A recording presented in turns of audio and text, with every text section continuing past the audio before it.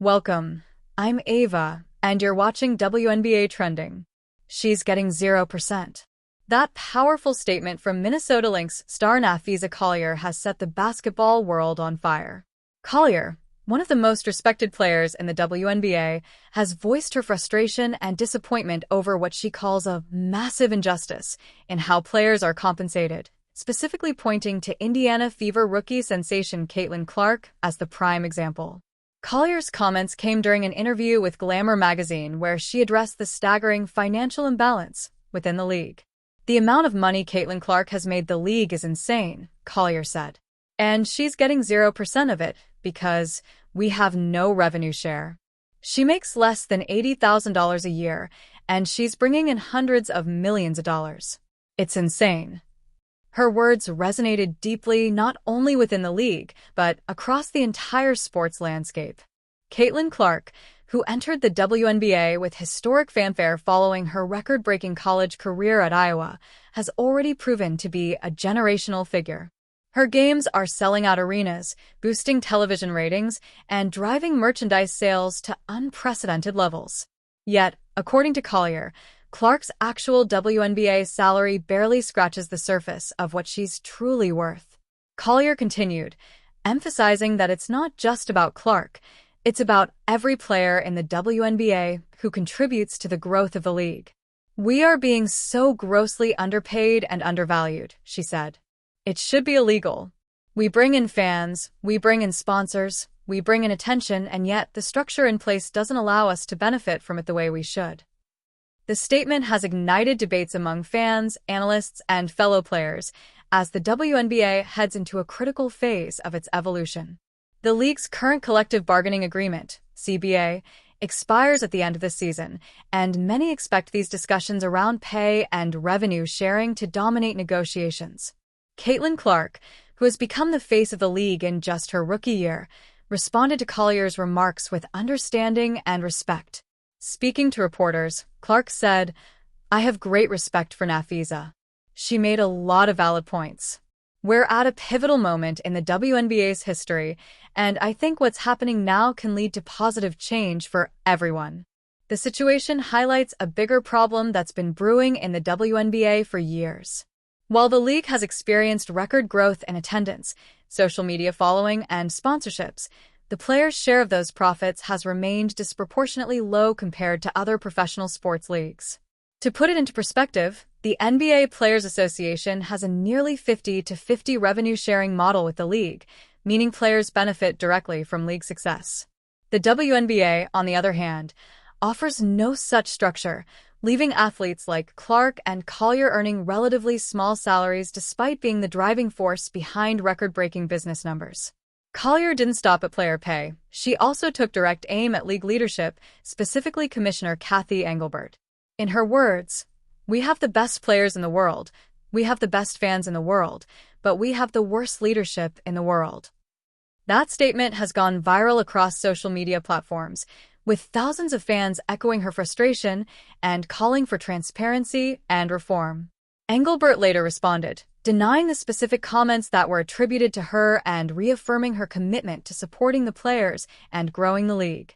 However, her response did little to quell the firestorm of criticism. At the heart of this issue lies the question, how can the WNBA balance business sustainability with fair player compensation? While the league has made notable strides in visibility and partnerships, its long-term viability depends on keeping the athletes, the very product of the league, happy and fairly rewarded. Many experts believe the WNBA is at a turning point. Analysts estimate that Caitlin Clark alone has generated over $100 million worth of media exposure, sponsorships, and ticket sales for the league. Her presence has led to national TV deals, sold-out arenas, and unprecedented fan engagement.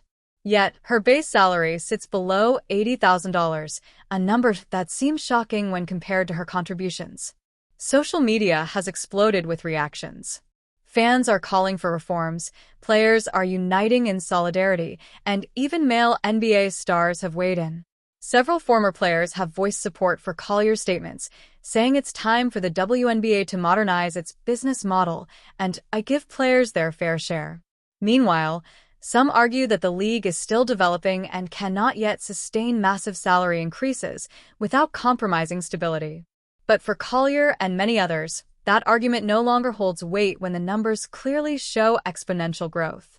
As the debate intensifies, the upcoming CBA negotiations are shaping up to be the most important in league history.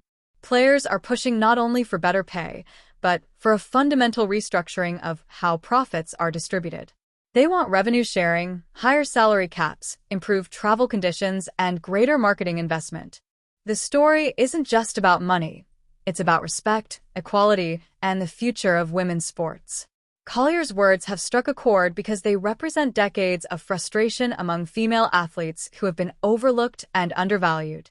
Caitlin Clark, meanwhile, continues to shine despite the controversy. Her debut season has been nothing short of historic. She's set rookie scoring records, driven record-breaking TV audiences, and brought new fans to the WNBA in droves. But even she admits there's still a long way to go. "This is just the beginning," Clark said. "If we want the league to grow, it has to be fair for everyone." The WNBA's financial model has long been debated, but this time, it feels different. With global attention, social media advocacy, and massive fan engagement, there's unprecedented pressure on league executives to act. Sponsors, networks, and fans alike are watching closely. Will the WNBA step up and align player compensation with the value they bring? Or will they risk losing trust at a time when women's basketball is more popular than ever? The numbers speak volumes. Clark's jersey sales shattered records in her first week. The Indiana Fever, previously one of the lowest-drawing teams in attendance, now leads the league. Merchandise, viewership, and sponsorship revenues have skyrocketed. Yet, despite this commercial explosion, the players driving it see little of the rewards. This discrepancy is what Collier calls the heart of the injustice. Her comments have inspired others to speak out. Players like Aya Wilson, Breanna Stewart, and Kelsey Plum have echoed her sentiments, demanding change. Even outside the WNBA, figures from other sports have voiced support. Serena Williams, Megan Rapinoe, and Sue Bird have all called for greater equity and a fairer revenue system in women's sports. In truth, the WNBA's growth is undeniable. Its broadcast ratings are up by over 200% compared to just a few seasons ago. Social media engagement is at an all-time high, and corporate sponsorships are pouring in. But unless those profits start trickling down to the players, this momentum could face serious backlash. Collier's choice to spotlight Caitlin Clark's situation wasn't meant as criticism of Clark herself. Quite the opposite. It was a way to highlight how even the league's brightest star, who's worth millions off the court, earns less than a minor league baseball player on it. It's a symbolic wake-up call, one that has the potential to redefine women's sports economics entirely. As of now, both Clark and Collier remain professional and focused on the game. But make no mistake, this conversation isn't going away. Fans want answers. Players want change. And the WNBA, standing at the crossroads of growth and accountability, must decide which path to take. The next few months will be crucial. The CBA negotiations could reshape the future of the league forever. For Collier, this is about fairness. For Clark, it's about opportunity. For the league, it's about survival and credibility. As women's sports continue to gain traction globally, the world is watching how the WNBA handles this defining moment. One thing is clear, Napheesa Collier's voice has sparked a movement.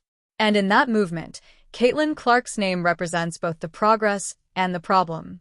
This is more than just a sports story. It's a cultural shift, a conversation about equality, and a reminder that visibility alone isn't enough. Value must follow. I'm Ava, and this is WNBA Trending. Stay tuned for continuing updates as this story unfolds.